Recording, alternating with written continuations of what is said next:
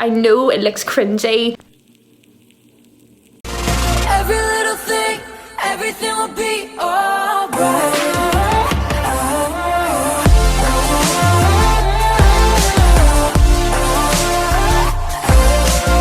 Every little thing, everything will be alright.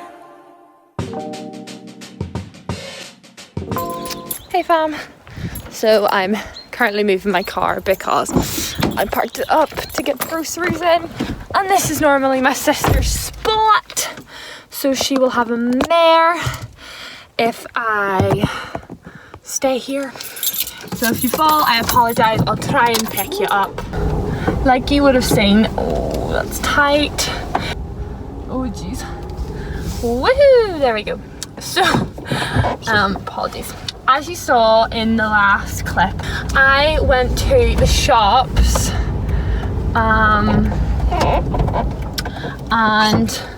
I just wanted to talk about it. May I mention the word COVID-19? And I don't mention it to be, you know, fear-mongering. That's the last thing I want to do. But I think if I didn't mention it, it's as if it doesn't happen. And obviously it's happening.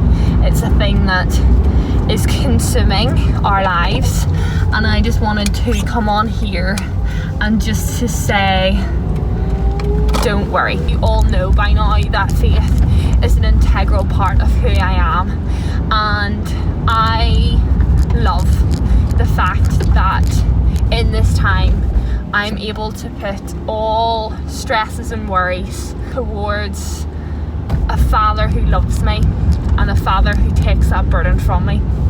Now I know a lot of people won't agree with that, and that's fine, but that's what I believe. I believe that I have a God who loves me, who wants to see the best for me, who didn't make this virus happen, but is using this time of virus and isolation to bring good to the world.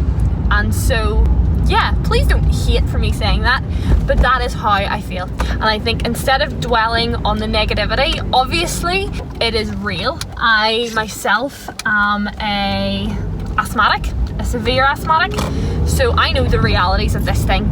I, of course, am terrified. I've basically been told that if I get it, I will be that 2 or 3% of the population that are hospitalised for the condition, and that's scary.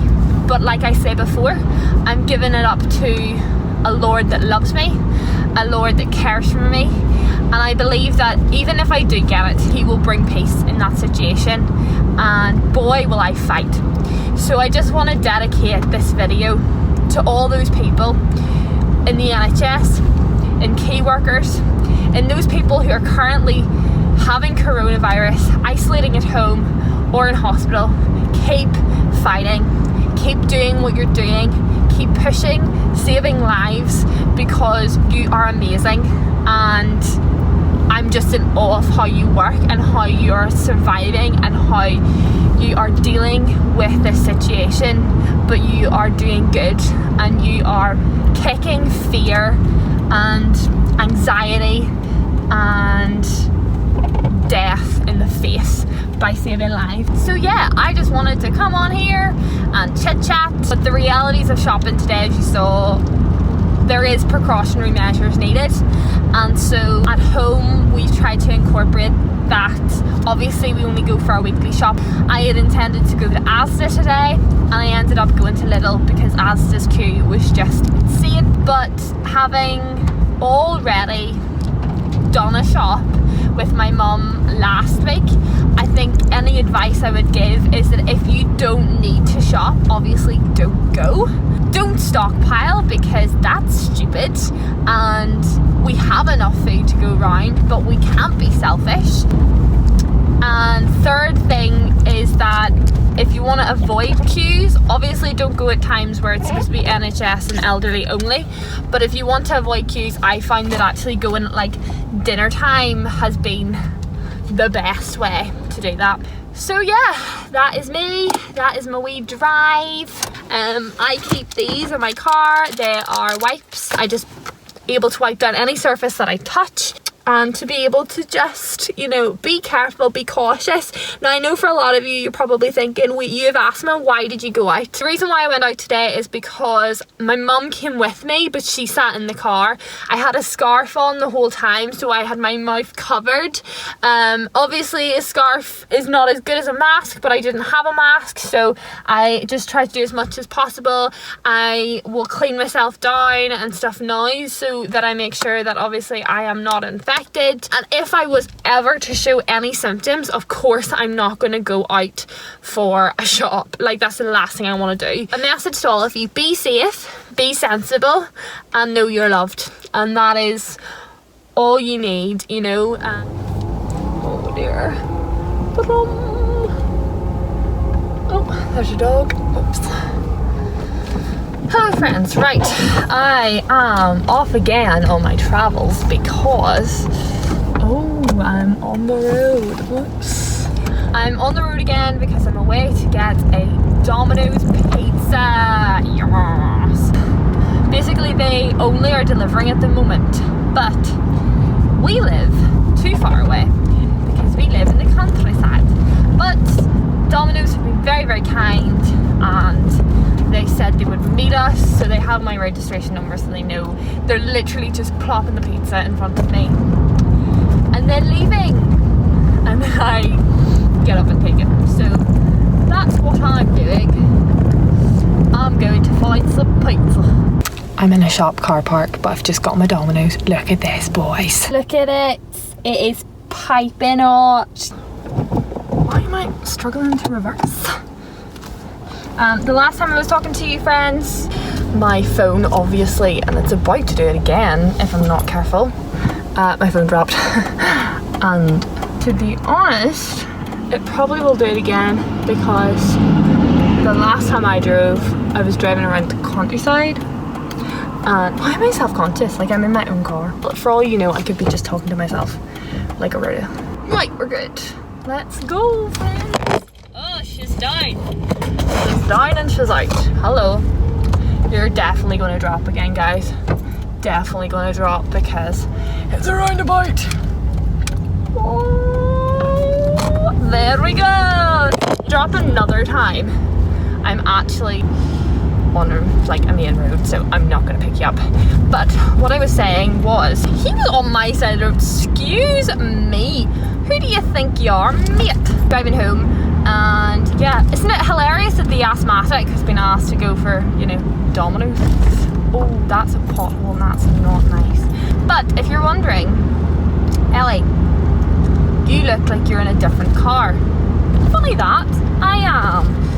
The little Corsa is no more, unfortunately. Funny story, I went to get her fixed for MOT, and I thought, you know what, she's a great wee car. And literally within that week, we had been talking, myself and my mum had been talking about how we were thinking of, you know, selling her at some point, because at that point I was driving to Belfast probably around 3 times a week, and it wasn't economical, it wasn't sustainable. And so I decided, do you know what the sensible move would be? To sell on and get some money for it.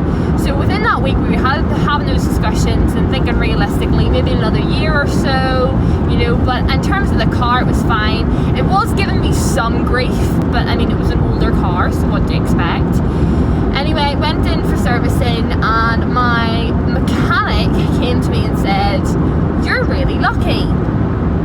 That thing could have blown up in your face." I was like, what? Excuse me?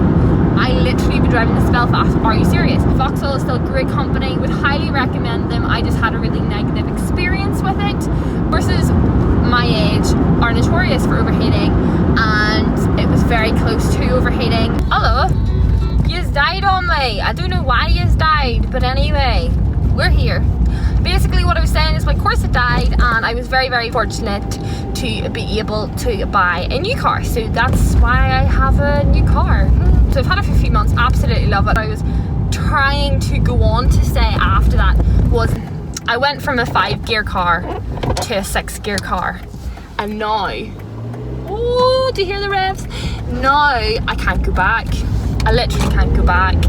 It's a transformation, and it's a beautiful one. It's a God-given gift, and I'm not patronising and saying that as a joke.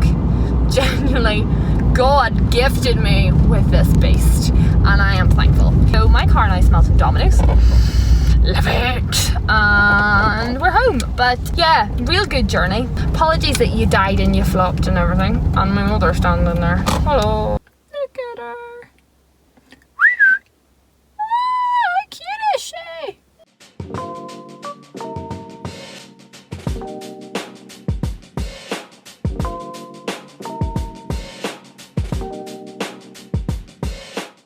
Good morning, how are we all this morning? Welcome to Saturday. Today is D-Day. I am going to tackle tidying my bedroom. It's just a little bit messy. To be honest, it's more what's in the cupboards that need tidy than what's out of the cupboards. But I just want to tidy up the room and then maybe tackle some of the cupboards, off the cupboards, none of the cupboards another day. We'll see what happens. But first of all though, exercise time. So, as you can probably tell, they were not easy. Although it was only kind of 16 minutes in total, that's a lot. Like I do an arm, ab and hit, and then a whole body tone. So even though it's not an hour of exercise, it is the equivalent to at least half an hour. And then obviously I walk the dog later on, so I get that other half an hour, 20 minutes of exercise a day. But it is so good for you.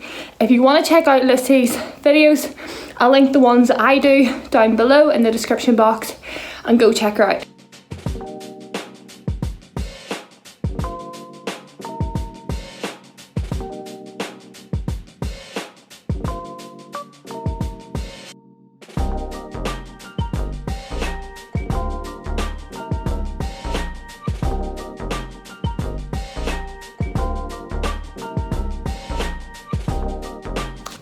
Hi everyone, welcome to Sunday. This morning I am just waiting for my laptop to load, which is right beside me, because of course Sunday for me means church.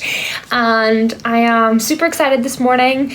So the kind of things that I bring with me to church, I'm just going to rattle through them very quickly. I normally have my pencil case with me, or some kind of pens or whatever. I also have my notebook. This notebook is just a way of me writing down or doodling whilst we go through the service. Sometimes I find I'm not 100% there every Sunday morning because I'm tired or whatnot. So writing notes has really encouraged me, because I can look back at what the service said like months later, but I can also appreciate what is being said at the time. And so not everybody uses a notebook, but I do. Our church has been going through a series recently called We Are Family, looking at how you live, love, serve and grow as a church. And last week we were looking at growing. So for example, this is last week, so I've made a few doodles and whatnot. And then of course I will bring with me my trusty Bible. This is the Bible that I use for my internship, and I bring around with me because I have a study journal Bible, but it's quite big and heavy, and I've just found that I got ruined very quickly. So in order to keep it immaculate and tidy, I always carry my leather Bible with me. And yeah, so I'm just going to focus now, get my head settled as I start to worship God. And then at 3 today, all the churches in Ireland are coming together, and we're just praying for the world at the moment, and praying for people around us as we enter this time of Easter and just the unknown with COVID-19 and whatnot. So if you want to watch it back, you can. The links will be down below.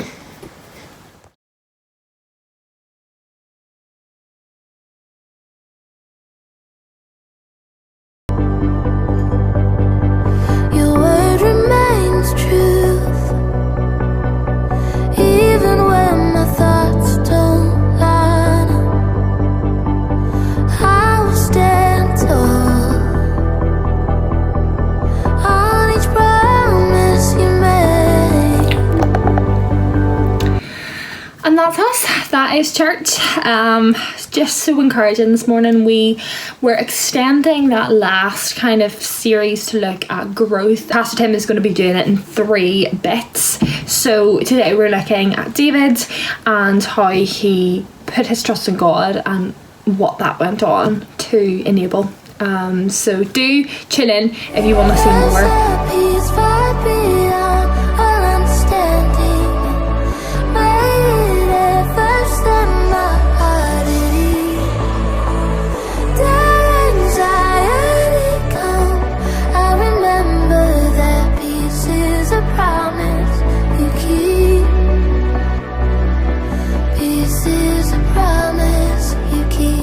Hi everyone, so it's a few hours since I said I was going to tidy, and as you can probably tell, I haven't really got that far with this today. Oh well, it just wasn't my day, but maybe tomorrow will be a new start. Anyway, I just wanted to come on here to sign out and say thank you so much to everyone who has been watching this series. I hope it's brought joy, laughter, entertainment through isolation, but of course I want to wish you all the best of health, to keep safe, stay at home, be responsible and sensible. Even though the weather may be beautiful outside, remember the only way to kick this virus in the butt is to listen to our healthcare's instructions. And so big claps to the NHS. If you're working in the NHS right now, thank you so much for everything you do, no matter what capacity that is in. Thank you for watching.